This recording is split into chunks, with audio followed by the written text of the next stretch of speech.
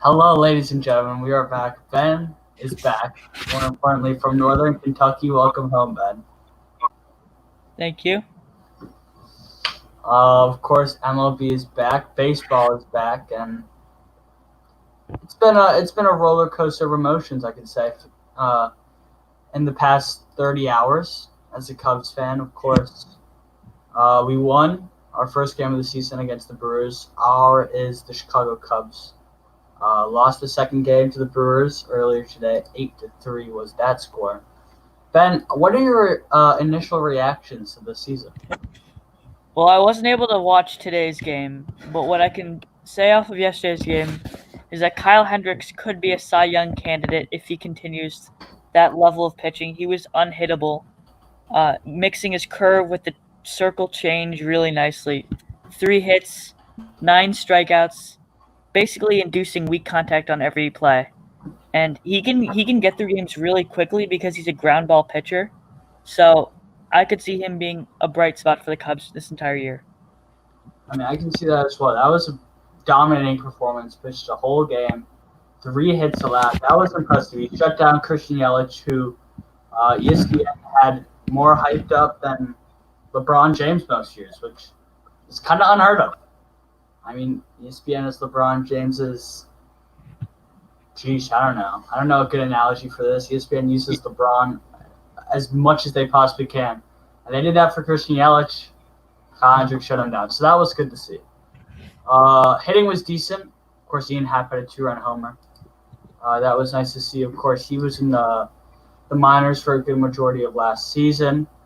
And then today, He's been raking in spring training too, so he's coming back. today was not that pretty though. Darvish only pitched 4 innings, 3 runs. Did have 5 strikeouts, but let up a decent bit of hits.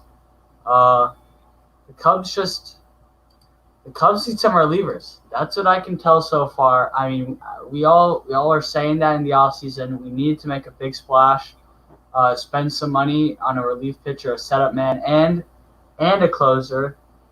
I mean, I'm a believer of 2 closing pitchers. Of course, we have Craig Kimbrell. Wade Davis has been injured, hasn't been the same. But we will see what happens this year. I don't know how well Grandpa Rossi is invested in these pitchers. Of course, we all know he's very close with the starting pitchers. Relievers, I'm not sure because I remember at least in 2016 he would be used with John Lester and John Lackey. Once they were done, they put in Miguel Montero. Contreras and Miguel Montero. Or was Contreras even there? I think he was. I think At the end of the year he was. Yeah. So they kind of, and Miguel Montero, of course, had the big incident in 2017 where they released him because he was talking bad on the organization, but the front office more specifically. But that's something I'm worried about. I think the front office needs to address that. I was really happy when they picked up Craig Kimbrell last summer, which was kind of a weird move. Of course, Scott Boras is his agent, and he wanted the best possible deal for his client. I'm a big Scott Boras fan. I think Scott Boras is a good guy. I don't know. I don't think he's ruining baseball. I think he's helping these players. Now, I don't think baseball players should be paid this much. I'll say that right now. I think football players should be paid a heck of a lot more. I mean, football is so much more demanding on your body than baseball is. Let's be completely honest. If you have football, you're going to have some type of catastrophic injury to either your head or somewhere in your body at some point, either during your career or after your career. And football players get paid less than European soccer players, not hockey players, but of course basketball and Major League Baseball players. Ben, what were your thoughts on today's Cubs game? Well, based on what I looked at, Darvish needs to step up as a 2 starter because John Lester's had his struggles recently. He might be fading at this point in his career. I hope he isn't, but it's possible. Tyler Chatwood's going to be our number 3 starter, which concerns me. Not too happy about that. doesn't show a lot of control. At least he was kind of a bomb, or in a bad way, in his first year with the Cubs. Settled down last year, but we'll see how he is as the 3-starter. And Jose Quintana got injured, so I don't know who the Cubs are rolling with as their number 5 guy. So I was thinking about this yesterday once Kyle Hendricks went the full 9. Starting pitchers are really going to pitch more this year because they're only 60 games. They have a whole. Sure, they don't have time in between games to rest, but they don't have to pitch from April to October every week. They have time in between. I mean, they have less games, of course, so probably I bet Kyle Hendricks will. He hasn't really had any injuries. I don't expect him to. He's had extra rest. So I bet he'll pitch 12, 11, 10 minimal games this year, 10 at minimum. And hopefully he'll throw at least 80, 90, maybe even 95 pitches a game. I mean, they were talking about. Yeah, I think those starting pitchers will pitch at least through 7 if they don't have a performance like you Dovers had today. They were just talking about saving their arms a little bit because of the shortened training period before the season starts. The pitchers were concerned that they would get more injuries. So I've been seeing a lot of games where guys, at least early on, they're only going 5 innings. Like the Indians pitcher Shane Bieber yesterday had 14 strikeouts through 6 innings, and they pulled him after that, even though he could have been on pace to set the MLB record. So they're going to be careful earlier in the year, but maybe later in the year we'll see guys start to go 9 innings or 8 innings. It also depends on pitch count. I think that's very overlooked thing in baseball. Kyle Hendricks, I think he only threw 105, which for 9 innings is impressive. Usually, if you're pitching the whole game, you're throwing at least 115. Sometimes upwards of 120. So that was good to see. Anyways, Cubs 1-1. They get back into action on Monday against the Brewers in Milwaukee. Our next topic of debate is going to be the NBA restart. Of course, the Bulls are not in the NBA restart, which is a little sad, but just makes it even more exciting for us to watch the likes of Giannis, LeBron, Kawhi, all those guys compete for a title. I don't remember me being so excited for the NBA. I mean, I haven't had the NBA since March, but still. It's definitely going to be exciting. Ben, what are your thoughts on the NBA title so far? Well, they've started doing scrimmage games where 10-minute quarters and starters play half of the game. And that's been good to watch just to get some action back. I've been watching some highlights on YouTube. Seeing Duncan Robinson had 6 threes in the Heat's opening game. I like that. And I think that players are getting their legs under them a little bit right now. Might be a little bit slow to start out, but I expect it to be a high-quality level of play when we get to the playoffs. I do as well. I mean, everyone was talking about Bobo. I watched that game. That was impressive.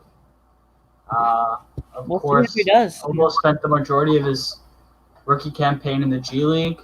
Of course, there will be no G League, so all those two-way guys are suiting up for the big squad in Orlando. That was a little sad. I'm not gonna lie when they canceled the G League. I'm not a huge NBA in attendance fan. I prefer G League games over NBA games to go to. I do them a few times a year. Windy City Bulls, shout out. I love sitting courtside, seeing those guys duke it out. Occasionally, I'll talk to one or two of them. Because, I mean, you're right there. Not many people go see them. It's cool. $70, sit courtside. Can't do that with the Chicago Bulls. You're paying at least $5,000 to see a 20-60 team get walloped. So, I don't know. I think it's interesting. Well, I just want to go back. To Bobo real quick. I know he looked great. 16 points, 11 rebounds, blocked 4 or 5 shots. We do have to say he was playing the Wizards, whose starting lineup was one of the worst starting lineups I've seen all year, regardless of team. That starting lineup does not deserve to be in this top 22. They had Isaac Bonga, Brown, center Thomas Bryant. They just didn't have a good lineup. So we'll see if Bobo can continue that level of play against any other team because The Wizards are definitely the worst team in the bubble. Let's be honest. Without Bradley Beal, without Davis Bertans, they're going to struggle. They will definitely struggle. I mean, jeez. Dumb versus the Who they Nets. have? Dumb versus the Nets for who's going to get the worst record in the bubble, Yeah. right? I mean, who else? It's just who can play better, basically, because those two teams are just both terrible. I would be shocked if they get more than a win, those two teams. I will say this, though. I like the arena. I thought their arena was cool. I mean, as a Have you player, seen I the think it's going highlights? to feel different. I've seen that. I think with the lights and everything, the camera angle, I think it's pretty sick. I like the jumbotron playing the fan noise. Their fans. I don't like the fan noise. I think if you're a dedicated fan, I'm not saying you're not, and you are. Like, what I just want to hear the players like swear at each other. I want to see them get at it, because when you're sitting courtside, you hear that. And I think that's pretty cool. I think that's what makes the experience even better. I was listening to a Notre Dame podcast. Shout out Always Irish. He was saying he wants to embrace it. He wants this to be like special. This season will be special, no doubt about it. I mean, the school year last year, the school year this year will probably be, sadly, the most when we tell the future generations about our school, we're going to talk about the coronavirus and how it impacted us. School is a pretty big part of that. So, yeah, I want to live in it. I want to hear these players talk and yell and banter at each other. I think that's what makes it interesting. Ben, what do you think about that? I agree with that, but I do think part of the game is the adrenaline that comes with just the momentum swings. When someone's shooting well, the crowd gets into it. When someone's playing well, if there's a huge dunk, the crowd gets into it, and that's a big part of why the players love playing. So I think it's important, and I think that made it a good job, not trying to fake it, but just having that like screen where there's actual fans watching as this stuff's happening, just to give them some motivation to play well. Ben, if you're playing basketball and you shoot a ball and you hit a 3-pointer at an OPRF game, freshman B game, I don't think anyone will be yelling except for Devonna. I don't think anyone will be going crazy. Maybe your mom will have a loud clap, but I mean, I don't think anyone will be. I don't know.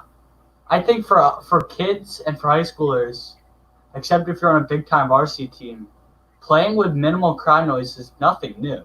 I mean, even Division II, Division III colleges. But we're talking about NBA players, right? I get that. But you could be. There's this Division II player who I'm all about. I forget his name.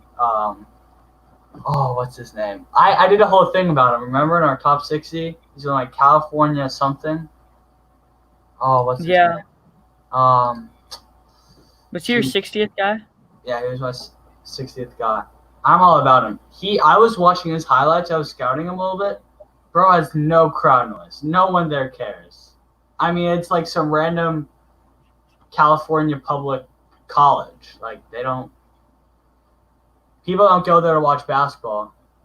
I don't know. Well, as if you go to Kentucky, Syracuse, Kansas, I mean, basketball is like religion there. Exactly. And the fan bases are what makes it so awesome, in my opinion. I think it's so cool to go to a game with tons of fans and there to be a big play and everyone to go crazy. Like that's why I love sports, really. It's so sad that the big house just has to have those bad of fans in that huge stadium. If Notre Dame were to be there, that place would be the most electric place in the world. Oh, I think Michigan with a mediocre Big Ten team that hasn't produced any good NFL players in a long time. Ben, did we lose you? Oh, there you are. I was just saying, go to a game. Go to a game. I was saying, go to a game, you'll see how electric it is. I will see, I guess. Ben, I'll leave it up to you what we talk about next. I'll give you the floor. Final topic. It doesn't have to be final. Let's all let the viewers have a short episode. We're only 14 and a half minutes through. Yeah. But I gotta do some packing because I'm going to Wisconsin tomorrow. So the viewers could learn about that. Brad, I've lost you. I'm back. All right. So we could talk about, Notre Dame ACC. We I could saw talk that about. on ESPN. I was gonna make a personal video on that. But no, I want to talk about it here. Save me our 20 minutes. So I really believe Notre Dame will join the ACC for this year, not permanently. I think it'll be a temporary thing. It's going to help both sides. If you're the ACC, you don't want NC State playing Virginia. You want Notre Dame playing Miami, UNC. You want Notre Dame playing those schools, even if Notre Dame plays NC State or Virginia. Help the viewers out. The Irish had 6 ACC games heading into this year, which would be half of their schedule. They'll definitely probably keep those games. Of course, the Pac-12, I think, is going to 8 games, or was it 9 games? Do you know what their proposed schedule was? I thought they were going with 10 games, but They maybe might have. They might have. No, you might be right. Let me look it up. They are going with 10. All right. trying to get all the revenue. Yeah. No, of as course. much as they can. So I think Notre Dame will be a full member, and what that means is they will play the 10 games, and they will be eligible for an ACC championship game appearance, which they will be in. Let's be real. Sure, they'll probably lose to Clemson. They're better than UNC. I'll say this. If Trevor Lawrence and Travis Etienne sit out, Trevor Lawrence, of course, will sit out, no matter what. I think everyone can assume that. There is no way Trevor Lawrence plays a game in college football this year. No way. Travis Etienne, I don't know. He's a projected first, early second rounder. I guess it kind of depends on what he's getting interest-wise from NFL scouts and from his people. If his people are telling him to sit out, I think he's going to sit out. If people are telling him to play, go for a championship, I think he'll play and go for a championship. So yeah, I believe a school like Oklahoma State, if Chuba Hubbard stays, Oklahoma State could be 2020, 2021 college football national champions. With full honesty. I'll say right now, Notre Dame, I don't know. Notre Dame could win that chip. Florida also up there because they don't have any of those top guys, right? They don't have any of those top 10 locks. LSU, Penn State, Clemson, Ohio State, Oregon. All those teams do. I won't go into specific names. Y'all probably know them if you're watching this far into the podcast and keep up with college football. But that's my take on it. If Trevor and Travis Lee are sit out, Notre Dame's winning the ACC, 12 or 11-0. Well, I don't know that. Trevor Lawrence might sit out. He hasn't actually made any. He hasn't said anything about it. He hasn't said anything about it. The ACC and college and NCAA as a whole have been very reluctant to saying anything. But once they do, he'll say he's sitting out. He knows that. That's your call. It's probably true, but I hope that it's not because I would like the college season to be full strength for every team, and there would be teams that would be hurt more than others. Like Minnesota has that. I can't remember his name. The receiver, top 10. Yeah, if he goes to the draft, that really hurts them because that's compared to Alabama. They have that one guy that they rely on. Without him, they're not going to be as good a team. So I hope that those guys will stay in just to try to win a championship, I guess. But if they don't, I'm not going to be as entertained by this season. And I do agree with you that a team like Notre Dame or Florida could sneak in and pull an upset and win the whole thing. But I do hope that they stay in because that's kind of why college football is so great. You like those stars. That's like Trevor and Justin. For our last topic, I want to talk about college basketball. So I know college basketball is a while away, and everyone's talking about college football, the NFL. Football-wise, basketball-wise, of course, the NBA. I think college basketball is in a weird spot. They, of course, did not hold March Madness, which is so much revenue. And they have to hold March Madness this year. If they don't, hell's loose. Everything's falling apart. They need to hold March Madness, and I think they will. I think this is how it's going to go. I think all the big conferences, the Power 5, Big East, and American at least, will hold conference-only bubbles. So, for example, the Big East could be in Providence, Rhode Island. They'll have it in smaller cities. They're not going to have it in New York City and have St. John's be the host or like wherever. They'll probably have it in a city where the teams are. Of course, the NBA did in Orlando because of Disney and because of the Orlando Magic, I'd somewhat assume. College basketball, Big Ten-wise, it could very well be in Ann Arbor, Michigan. Depends if there's a hotel or if there are two hotels in the same group that would be willing to support these guys for 3 months, 4 months. Of course, all these kids will have the option of online learning all year, and they'll choose that. You don't think? Why are you shaking your head? I'm shaking my head because that's an awful way. It's like locking kids up. I hate the idea of having. I hate the idea too. But I don't know. I just think it's gonna happen. That's probably the only way they're gonna do it. So I agree with you. I just don't.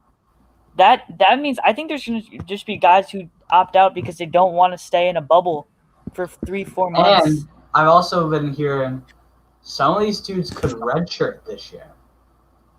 Luke Garza, Iowa Hawkeye. Some people have been saying, this has been circulating on Iowa Hawkeye's Twitter, Instagram. Luke Garza and all those seniors, rising seniors, may redshirt this year. They can redshirt. If they have a redshirt, they will redshirt. And in 2021, 2022, we'll all return, and they'll win the championship. Are you kidding me? Seniors. There's no way a bunch of fifth-year seniors that would compete for a championship as fourth-year seniors would not win. Luke Garza is the best player in college basketball last year. He'd be the best player in college basketball this year. And with all of his guys having another year of training and experience under them and not a scuffed season, they're winning the national championship. The Iowa Hawkeyes, I'm calling right now, if Luke Garza and all those dudes redshirt, will win the 2021-2022 college basketball championship. Said it here first. July 25th, 2020. I wouldn't be that shocked. There's one other topic that I want to talk about college basketball. That is top players going the G League route. We saw it again. Jonathan Kuminga declared that he would be going the G League route. And how many guys do you think will start doing this instead of going the college way? 1 year, one and done players. Just go through the G League, make some money on your way up to the NBA. How do you feel about this? I think that's a good question. I'm actually doing a project on this. I'll have a project, I told Penn this, on this channel in a few weeks. It will probably be less than 10 minutes. It'll be pretty high quality, though. It'll definitely have some editing, some music, some sound effects, it'll have everything. It'll be like my first video project, I guess. If you watch Jimmy High Roller, it'll probably be like a worse version of his video. He spends, I don't have that much time. I mean, that's his job. He does a fabulous job with that. But I'm in favor of it, to go back to your question. I think the G League is a positive route. I think it helps teams like Michigan and Villanova. I think it hurts teams like Duke, Kentucky, Kansas. But I'm personally for it. I think these kids should be getting paid, especially in a time of pandemic like it is right now. But yeah, I'm in favor of it. I think it's a cool route, and I'm a G League fan. So I'd want to go see Jalen Green or Jonathan Kuminga or Isaiah Todd ball out. So yeah, I'll let you go. Go. So I was gonna just add on to that. I agree that I think there should be a way for kids to go to have the college experience, but get rewarded for bringing their universities millions of dollars in revenue because they deserve it. They are the reason that their universities profit so much. And the G League option is a good way for players not to cheat, not to bring scandals upon colleges, and not to have like a streak across their name, but for them to still make a few bucks before they end up in the big leagues, which is the NBA. and I think it's a great way. I don't know if it's a good option for like guys who would be 4 stars, but definitely for the top quality guys, that's the ideal scenario if they don't want to go to college. And Make there some are money on guys the in G League, get to the and there NBA, are guys in the G League that are fighting and for also NBA just get spots. preparation for the NBA. I don't think the G League can support a bunch of 4-star guys though. The G League players get paid like 40K, 35, 30K. They don't get It's paid not that much. much. It's not much at all. So these G League players, I think, are somewhat happy. I think it's mixed emotions from G League vets and guys who have played there for multiple years. On these dudes getting paid all this money, aka Jalen Green, Jonathan Kuminga in particular. I think Kai Soto got paid like 200K though, and he's like a 4-star. So, but I don't think the G League can pay 20 guys a year $200,000. I don't think they have that revenue. It's not sustainable. Yeah, but to end it here, and the G League is meant for developing underrated players and older guys. To end this on a quote, I want to talk about baseball. Ori's Irish, a podcast I enjoy listening to. I referenced earlier, just tweeted this 72 minutes ago. I honestly feel that my blood pressure has gone down since the MLB has been back. Baseball is America's comfort food. It's nostalgia to a more simpler time in your life. It's calming. Fans or not, I'm just glad it's back. I think that's a perfect way to start this MLB season back. I think it's a perfect way to end this episode of the Chi-Town Sports Podcast. Ben, thank you for joining me. We'll be back Go shortly. Cubs. Go Cubs. Peace.